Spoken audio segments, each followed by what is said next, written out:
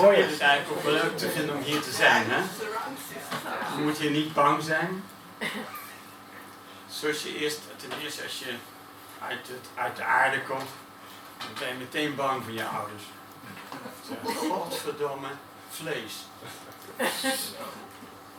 Ja. Oké.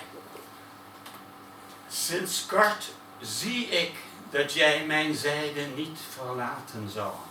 Al zijn er meer dan 2 gezichten die jij nooit veranderen gaat. Ik weet het.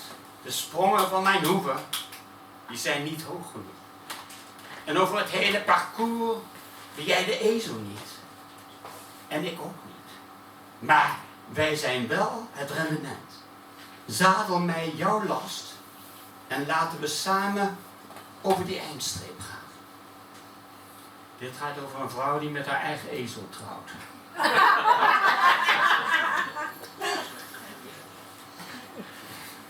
Mijn ezel.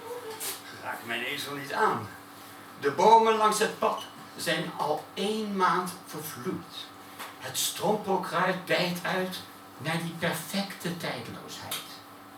De dorre takken onder het oplaaiende stof tillen onze voeten op.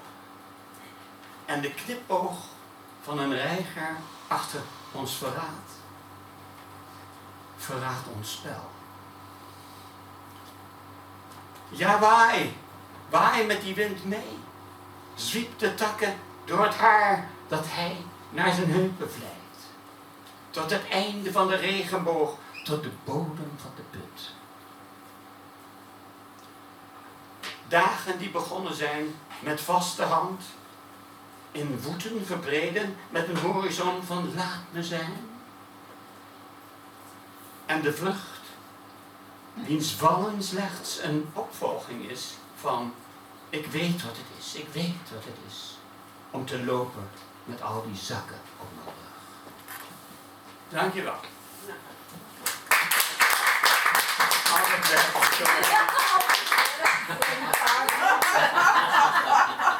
Ja, dat moest je maar durven. Met heel weinig iets te doen. Dit is onderdeel van de performance, toch? Ja.